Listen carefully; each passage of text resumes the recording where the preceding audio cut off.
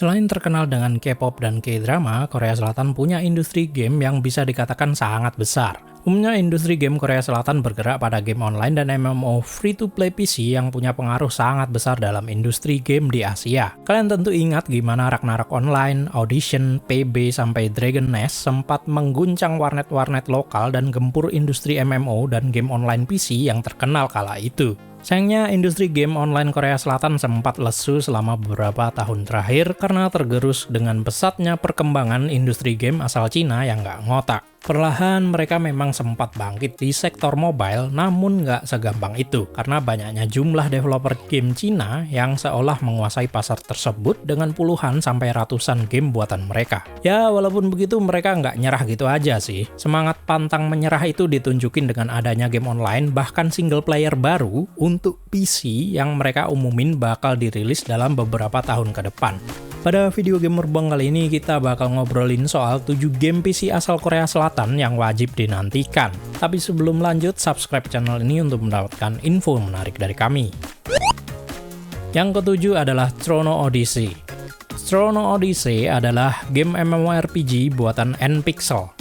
Awalnya, game ini direncanakan buat dibikin untuk PC dan mobile. Pengumuman ini bikin saya kecewa karena MMORPG mobile itu nggak ada yang bener dari segi monetisasi. Karena cuman nguntungin developernya dan nggak win-win antara player dan developer. Ya gimana, nggak bisa naik level gara-gara energi habis itu nggak banget. Tapi pada akhirnya, NPixel memutuskan buat ngerilis MMORPG ini ke PC dan konsol aja. Nggak banyak yang diketahui soal Chrono Odyssey selain dikembangin lewat Unreal Engine 5. Cuman sistemnya disebut bakal mirip Final Fantasy 14 yang punya satu karakter banyak job. Jadi kamu cuma perlu bikin satu karakter aja, terus bisa gonta-ganti job atau class sesuka hati.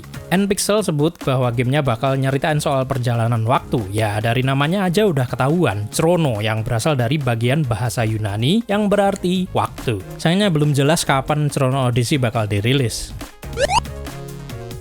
Selanjutnya adalah The First Descendant. The First Descendant adalah game MMORPG looter shooter yang gampangnya sih mirip gabungan Warframe, The Division, dan Destiny 2. Kamu bakal berperan sebagai Descendant, sekelompok manusia terpilih yang punya kekuatan tak terbatas. Tugasmu adalah pertahankan sebuah wilayah fiksi bernama Ingris dari para alien yang mengancam demi kehidupan umat manusia.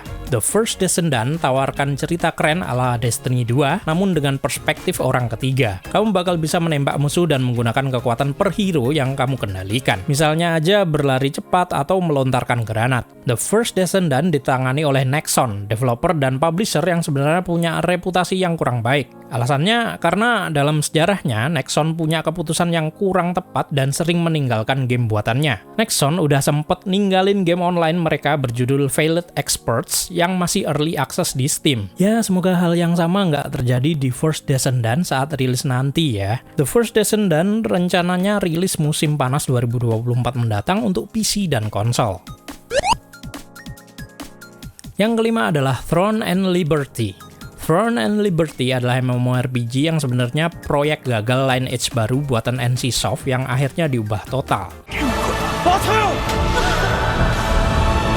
Yang unik dari Throne and Liberty adalah bahwa kamu bisa ganti-ganti senjata sesuka hati. Nggak ada sistem kelas yang bakal ngekang karaktermu, tapi fokusnya ke senjata yang kamu gunain. Kamu juga bisa kombinasiin senjata misalnya pedang sama perisai dan lain sebagainya. NCSoft menyebut sistem ini sebagai Weapon Combination System. Sebenarnya game ini udah dirilis awal Desember 2023 kemarin di Korea Selatan, tapi belum dirilis secara global. Rencananya, Amazon bakal bawa game ini ke global lewat Steam. Sayangnya versi Amazon ini nggak bisa diakses dari Indonesia, jadi bakal butuh VPN buat ngeklaim. Selanjutnya ada ArcheAge 2. ArcheAge 2 jadi game yang nggak mungkin nggak dimasukin dalam daftar ini. Sebenarnya ArcheAge 2 ini pengumumannya cukup ngagetin. Soalnya nggak ada angin, nggak ada hujan, gamenya mendadak diumumin oleh XL Games. Target Arch S2 adalah game berskala AAA dengan Unreal Engine 5 dan progression yang nggak linear. Artinya, kemungkinan karaktermu nggak bakal gitu-gitu aja progresnya. Misalnya aja pilih Swordsman, bisa pindah ke Archer, dan lain sebagainya. Produsernya, yakni Jack Song, sebut kalau Arch S2 bakal fokus ke cerita pribadi dirimu dan bukan cerita naratif. Dia juga bilang kalau player bakal memecahkan misteri dan menemukan peradaban kuno dalam semesta yang sama seperti prequelnya. Namun belum banyak fitur yang diketahui soal game ini, tapi sistem perumahan dan trading disebut bakal ditingkatkan oleh XL Games. Memasuki 3 besar, kita kedatangan Crimson Desert di posisi ketiga.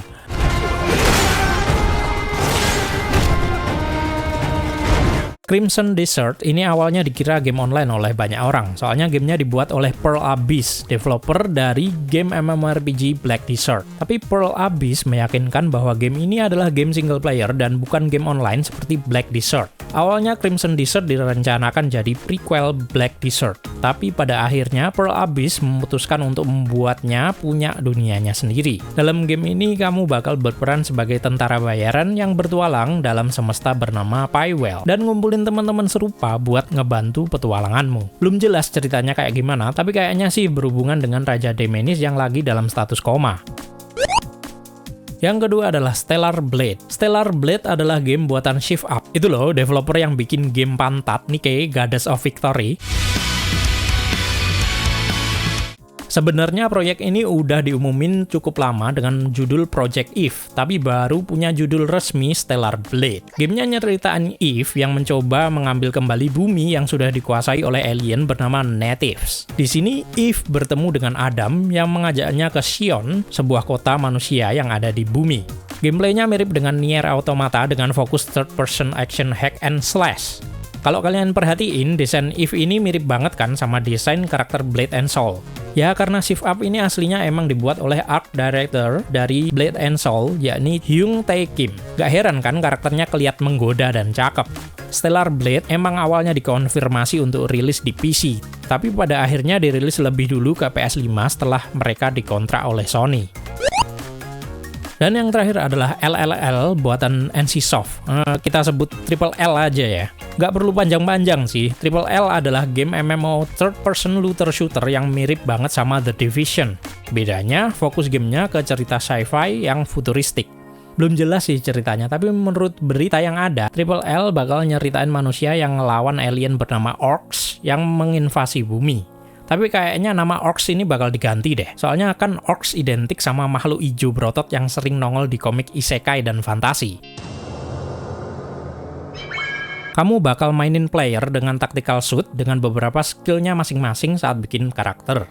Nggak cuman baku tembak, player juga bakal bisa naikin robot gede yang bisa ngancurin musuh robot gede juga. Sayangnya belum jelas kapan Triple L bakal dirilis.